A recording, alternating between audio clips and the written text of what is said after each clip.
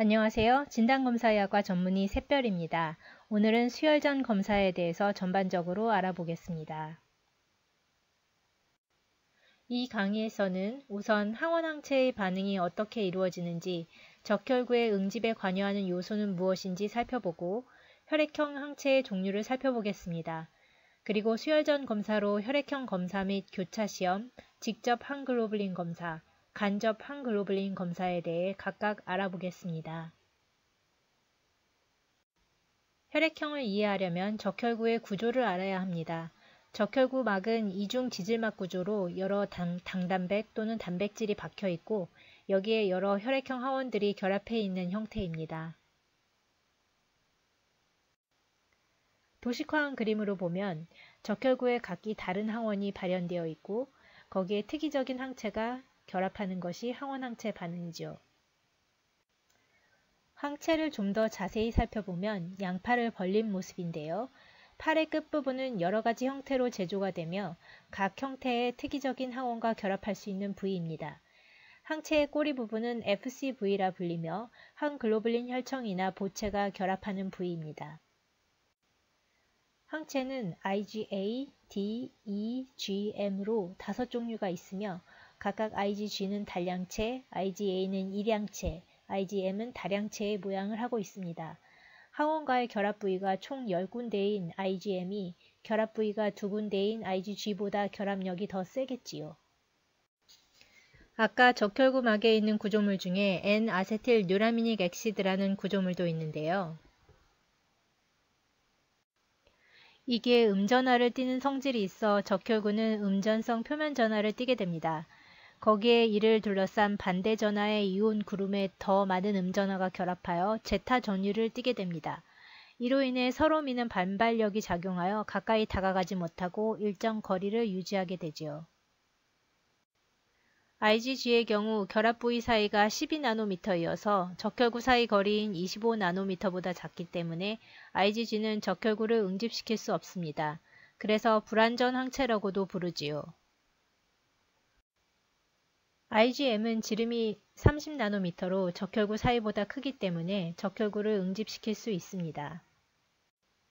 보체는 2개의 유닛이 항체의 FC 부분에 부착되며 활성화되는데 IgM은 구조적으로 여러 개의 FC 구조물이 붙어 있어 한 분자만으로 보체를 활성화시킬 수 있지만 IgG는 보체를 활성화시키기 위해서는 인접한 2개의 분자가 필요합니다. 항원항체 반응은 이렇게 생각해 볼 수 있습니다. 인간의 면역체계는 자신과 자신이 아닌 것, 즉 자기와 비자기를 인식하게 되어 있습니다. 자기와 비자기의 특성을 나타내는 것이 바로 항원입니다. 저 샛별의 몸속엔 샛별의 세포임을 나타내는 샛별 항원이 발현되어 있습니다. 면역계는 자기에 대해서는 반응하지 않습니다. 그러나 샛별이 다른 사람의 장기를 이식받았다면 자기가 아닌 비자기 항원이 샛별 몸 안에 침투한 것이므로 면역계가 반응합니다. 이때 샛별 몸속에 들어온 비자기 항원의 반응에 결합해 공격하는 것이 항체입니다. 이를 같은 종 사이에 벌어지는 면역 반응이라 하여 동종 면역이라고 부르며 이때 반응하는 항체를 동종 항체라고 부릅니다.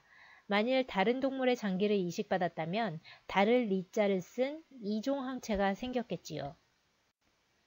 만일 샛별 몸 안에서 면역계의 이상 반응으로 자기인 샛별 항원들에 대해 항체들이 반응하여 결합한다면 이것을 자가면역이라고 합니다.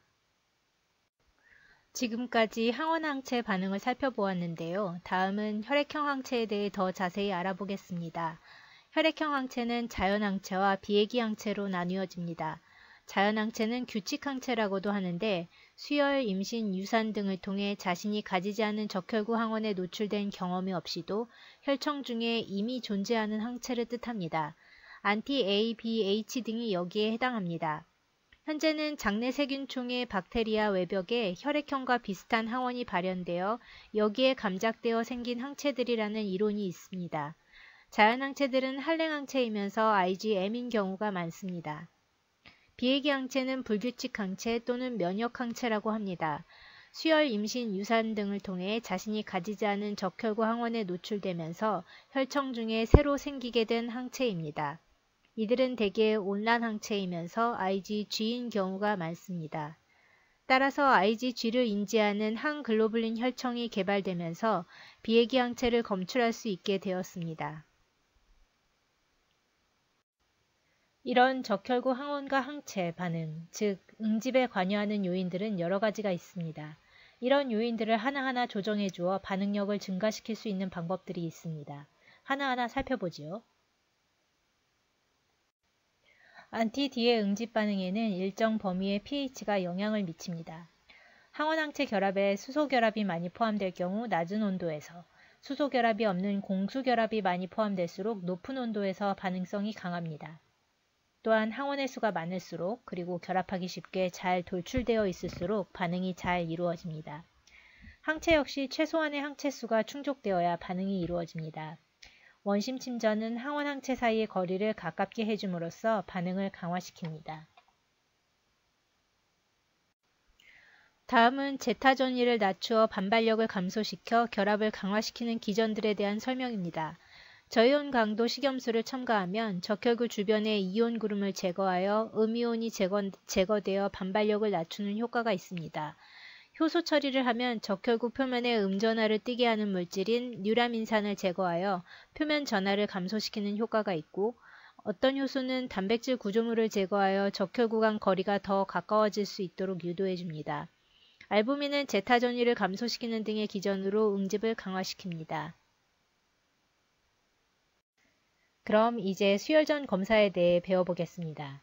수혈전 검사로는 크게 ABO-RH 혈액형 검사, 교차시험, 직접 항글로불린법, 간접 항글로불린법에 포함된 안티바디 스크리닝 테스트 등이 있습니다. 혈액형에는 크게 ABO 혈액형, RH-D 혈액형, RH-D 이외의 RH 혈액형을 포함한 기타 혈액형이 있습니다. 여기서 ABO 혈액형은 임상적으로 가장 중요한 혈액형으로 불일치 시 급성 수혈 부작용을 일으킵니다. ABO 혈액형 항체는 대부분 IgM으로 이루어져 있으므로 불일치 시 거의 항상 보체가 활성화되는 특징이 있습니다. ABO-RH 혈액형 검사는 가장 중요하며, 이 중 ABO 혈액형은 가지고 있지 않은 항원에 대한 항체가 존재하는 자연 항체임을 참고해 주세요. ABO 혈액형 검사는 수혈을 시행하는 날마다 급여 인정이 됩니다. RH 혈액형은 수많은 RH 혈액형 항원 중 특히 RH-D 항원에 대한 검사입니다. ABO 혈액형 항체와는 달리 RH-D는 자연 항체가 아닙니다. RH-D 항원을 가지지 않은 사람이 모두 안티-D를 가지지 않고, 수혈이나 임신 등을 통해 RH-D 항원에 노출된 사람만이 안티-D를 생성하는 면역 항체이며 IgG 항체입니다. 수혈전 검사용 검체로는 혈청과 혈장이 모두 사용 가능하며, 이에 대해선 뒤에서 자세히 알아보겠습니다. 실리카가 포함된 플라스틱 시험관은 혈액 응고를 촉진하여 부적절하므로 유리 제품을 사용합니다. 검체 채취 시 정맥주사 맞는 팔에서 체열할 경우 혈액형 검사는 수액의 영향을 덜 받는 검사이므로 수액을 20초에서 30초간 잠근 후 체열합니다. 검체는 수혈 전 72시간 이내에 체열된 혈액을 사용해야 합니다. 수혈 전 검사 기록은 최소 1년간 보관하며 주요 기록들은 5년간 보관해야 합니다. 수혈 전 검사 검체로는 과거에 혈청을 사용했으나 현재는 혈장을 사용하는 병원이 늘고 있습니다. 두 검체의 차이는 보체의 활성이 있느냐 없느냐인데요. EDTA는 보체 활성에 필요한 칼슘 이온을 킬레이팅해 제거하여 보체 활성을 막아 보체가 적혈구막에 부착하는 것을 막으므로 항체에 의한 반응만 검출할 수 있습니다. 항글로불린 혈청은 다특이성과 단특이성 혈청으로 구분됩니다. 다특이성은 항 IgG와 항 보체 성분인 항 C3D를 모두 포함하며, 단특이성은 둘 중 한 가지만 포함합니다. 항글로불린 시약에 항 보체 성분이 꼭 필요한가에 대해서는 약간의 논란이 있습니다. 안티-루이스 A, 안티-키드 A의 경우 항 보체 항글로불린 혈청으로만 검출이 되는 경우가 종종 있으나, 이들은 임상적 의의가 거의 없는 마이너 블러드 그룹 항체들로 꼭 필요하지 않다고 주장하는 이도 있습니다. 또 정상인에게 쿰스 시험을 할 경우 3%에서 항보체 항체의 양성을 보여 위양성을 초래하기도 합니다. 따라서 최근에는 항 C3D에만 반응하는 항체들을 배제하면서 임상적으로 의미 있는 항체만을 항 IgG 단특이성 항체로 검출한다는 목적 하에 혈장을 사용하는 혈액은행이 늘고 있습니다.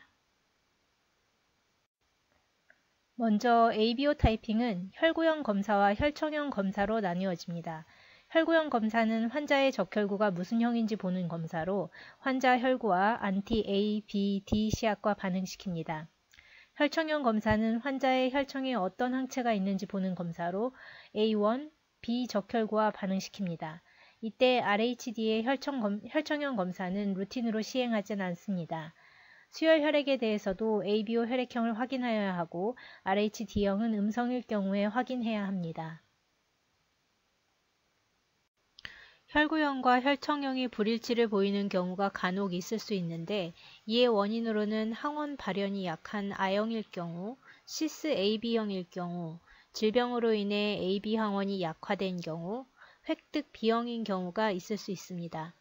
A형인 A3와 B3형에서 보일 수 있는 혼합시아 반응에 대해서 알아두셔야 하는데 이는 육안으로 응집이 보이지 않지만 현미경상에서 군데군데 응집 덩어리가 보이는 반응을 말합니다.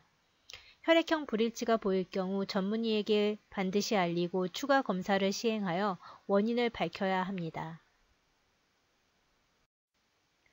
RH 혈액형에 대해 좀 더 자세히 알아보면 RH 혈액형군은 D, 라지 C, 라지 E, 스몰 c, 스몰 e 등의 49개의 항원으로 이루어져 있고 그중 면역원성이 가장 강하고 임상적으로 중요한 것은 D 항원입니다.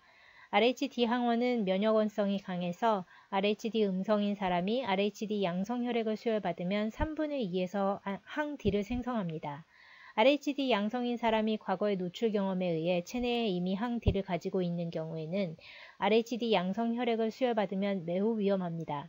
교차시험상 적합하더라도 일단 수혈을 받으면 기억 반응에 의하여 항 D의 역가가 증가하여 지연성 용혈성 수혈 반응을 초래할 수 있습니다. RHD 양성 농축 혈소판을 RHD 음성 환자에게 수혈해도 항 D가 생길 수 있는데 이는 농축 혈소판에 포함된 소량의 RHD 양성 적혈구 때문이지 혈소판 자체에 RHD 항원이 있어서 그런 것은 아닙니다. RHD 혈액형에는 D 변이형이 있습니다. D 변이형에는 세 가지 타입이 있는데요. 약 D형, 부분 D형, 델형이 있습니다. RH 양성과 RH 음성이 다음과 같은 모습이라면 약 D형은 D 항원의 양이 적은 경우이고 부분 D형은 항원의 구성 성분 중 일부가 소실된 경우입니다. 이 두 가지 경우에는 적혈구가 RHD 검사상 음성으로 나타나지만 위크D 검사에서 양성을 보입니다. 반면 항원의 양이 극소수인 델 타입은 위크D 검사로 검출해낼 수 없고 용출 해리 과정을 거쳐야 검출이 가능합니다. 위크D 검사는 적혈구에 소량의 혹은 약화된 D 항원이 존재할 경우 항 D에 의하여 감작은 되나 즉 항 D가 적혈구에 붙어 있으나 응집은 되지 않는데 여기에 항 글로불린 혈청을 가하면 응집을 보이게 됩니다. RHD 음성인 경우 모두 이 검사를 시행해야 합니다. 그러나 델형은 발견할 수 없는 한계가 있습니다. 델형은 용출 해리 검사 또는 보다 정확하게 유전자 검사를 통해 확인할 수 있습니다. 여기서 잠깐, 항 D는 불완전 항체인 IgG라고 했는데 왜 RHD 혈액형 검사에서는 항 글로불린 혈청 없이도 응집이 일어나는지 궁금하지 않나요? RHD 양성 적혈구는 충분한 양의 항원을 가지고 있고 다량의 항 D가 존재한다면 항 글로불린 혈청 없이도 응집이 가능하답니다. 위크D 검사를 그림으로 확인해 보면 다음과 같이 안티-D가 적혈구에 결합해 있으나 응집을 시키지는 못하는 상황에서 항 글로불린 혈청을 가하면 응집이 가능해지는 것을 확인할 수 있습니다. D 변이형은 모두 소수이거나 불완전한 항원을 표현하지만 어쨌거나 D 항원을 가지고 있으므로 헌혈 시에는 RHD 양성 혈액으로 취급해야 합니다. 그러나 수혈 시에는 D 변이형 환자의 경우 RHD 양성 혈액을 수혈받을 경우 항 D를 생성할 수 있으므로 RHD 음성 혈액을 수혈받아야 합니다. 다음으로 교차 시험은 혈액을 불출하기 전 환자의 혈청과 헌혈자의 혈구의 반응을 보는 주교차 시험과 환자의 혈구와 헌혈자의 혈청의 반응을 보는 부교차 시험이 있으며 일반적으로 임상적 의의가 있는 주교차 시험만 진행합니다. 방법으로는 실온식염수법, LISS법, 알부민법, 항글로불린법, 효소법이 있는데 항체 선별검사로 항체가 없음이 확인된 경우엔 실온식염수법으로만 교차 시험을 시행합니다. 항체 선별검사가 이루어지지 않은 혈액은 항글로불린법을 포함한 두 가지 방법으로 시행하여 비액이 온난 항체 유무를 가려내야 합니다. 다음은 직접 항글로불린 검사에 대해 알아보겠습니다. 이 검사는 생체 내에서 적혈구에 IgG나 보체가 부착되어 있는지를 보는 검사로 적혈구에 이들이 부착되어 있어도 응집은 일으키지 못하는데 적혈구를 세척 후 항글로불린 혈청을 가하면 응집이 일어나게 됩니다. IgG와 보체, C3d 모두에 반응하는 다트기성 항글로불린 혈청을 사용하여 양성일 경우 그중 각각 한 가지에만 반응하는 단특이성 항글로불린 혈청을 사용하여 어떤 성분이 부착되어 있는지 확인할 필요가 있습니다.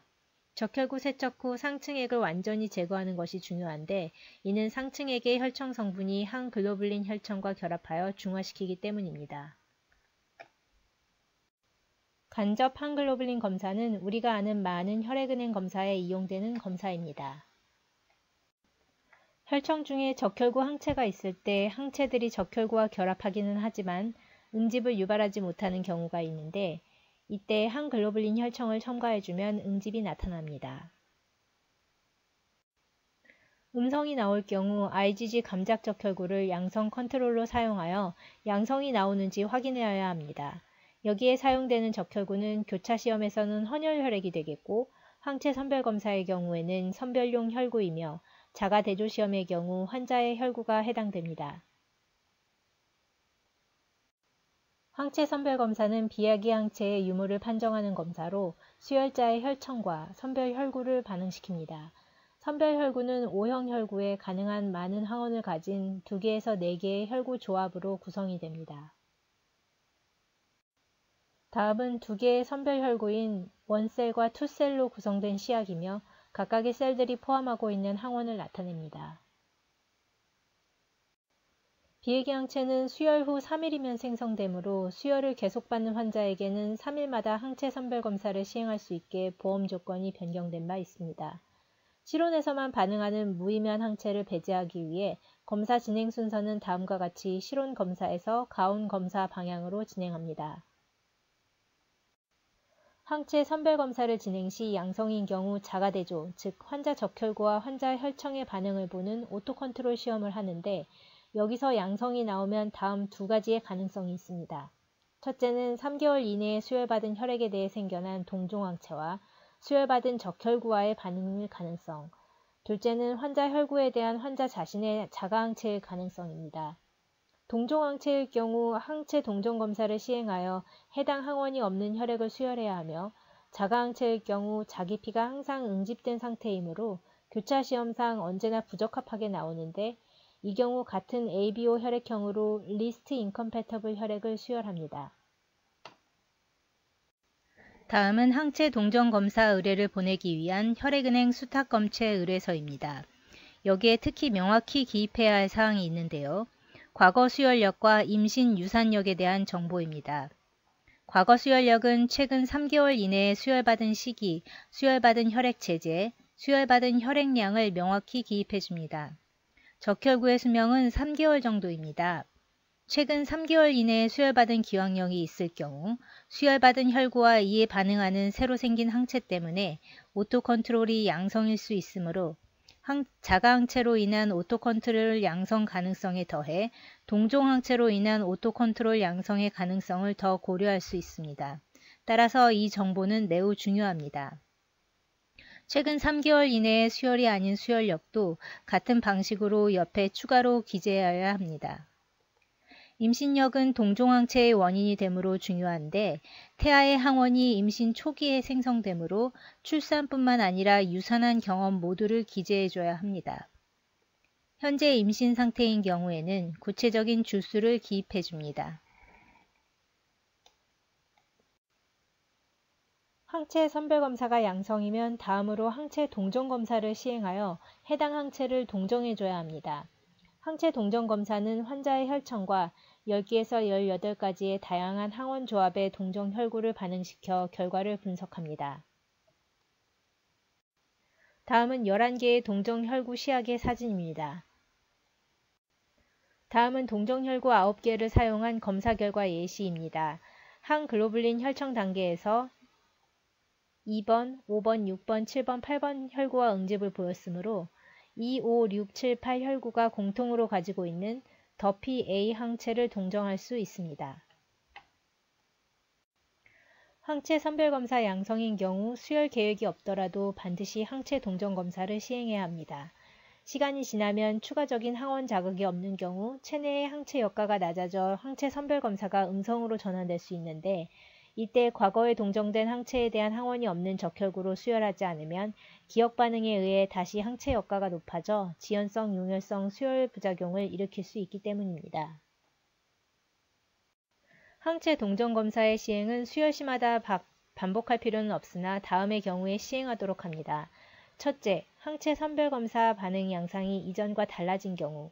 둘째, 해당 항원 음성 적혈구와의 교차시험상 양성 반응이 있을 때. 셋째, 검체가 황달성일 경우. 넷째, 자가대조 반응도가 증가된 경우. 다섯째, 지연성, 용혈성 수혈 반응이 의심되는 경우에는 추가로 항체가 생겼을 가능성이 있으므로 검사를 시행해야 합니다. 지금까지 적혈구의 항원항체 반응 및 혈액형과 수혈 전 검사에 대해 알아보았습니다. 경청해 주셔서 감사합니다.